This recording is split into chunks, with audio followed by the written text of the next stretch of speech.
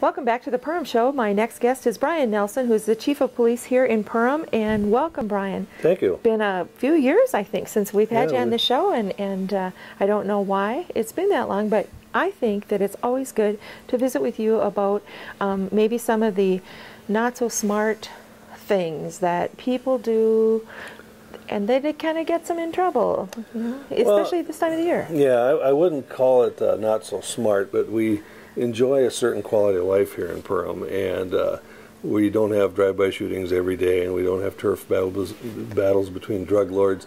That's one of the reasons we live here. But we do have a certain amount of crime, like every town. And criminals are opportunists, and one of the things that we experience a rash of occasionally is thefts from vehicles. And it's easily rectifiable, and that is by simply locking your doors. And not keeping valuables in your vehicle. Even locked, your vehicle is far from a fortress. Sure. And you can get into any car in a matter of seconds without any particular skill set. So I urge people all the time to take things out of their vehicles, and when they leave them unattended, to lock them. What are some of the things that you hear, what are some of the things that criminal element, small though it may be in Perham area, what are they looking for?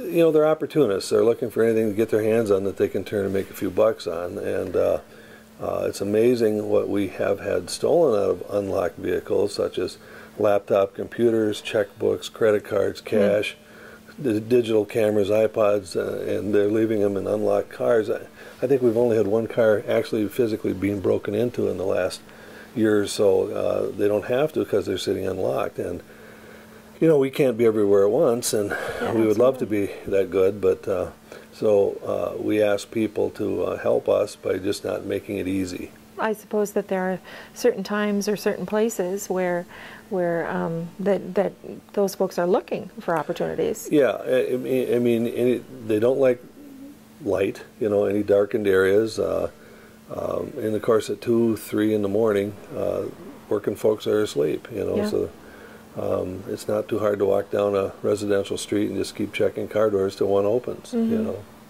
the same goes with your house. Lock your doors when you're, even when you're home.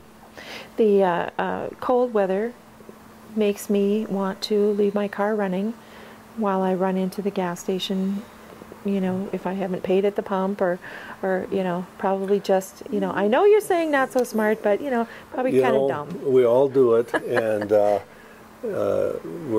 we know that we're flirting with disaster because, it makes it pretty easy when I know it's 25 below, and you're going to get your morning cup of coffee, and you say, it's just starting to throw heat out of the registers now. I'm going to leave it run while I go in there and get my coffee. And in reality, I'm not naive enough to believe that we aren't going to continue to do that.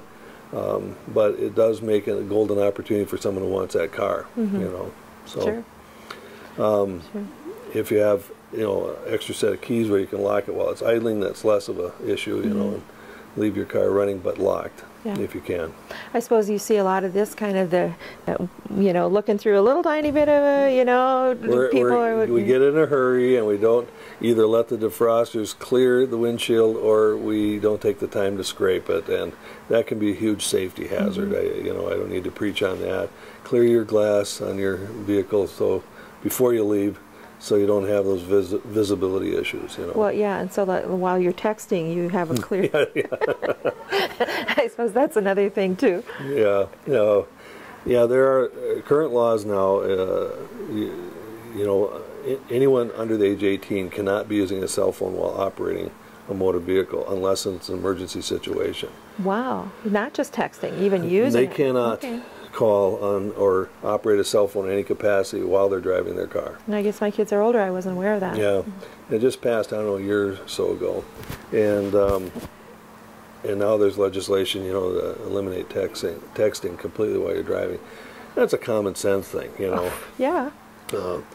It's too many things going on where you can't handle them all, and driving should be your priority. Absolutely. Any parent knows how challenging it is to deal with little ones in a car and then add texting and everything else on top of that, Well, if people have questions, Brian, about any of the things we've talked about here today, do you have a number they can give you I a call? do, 346-4452.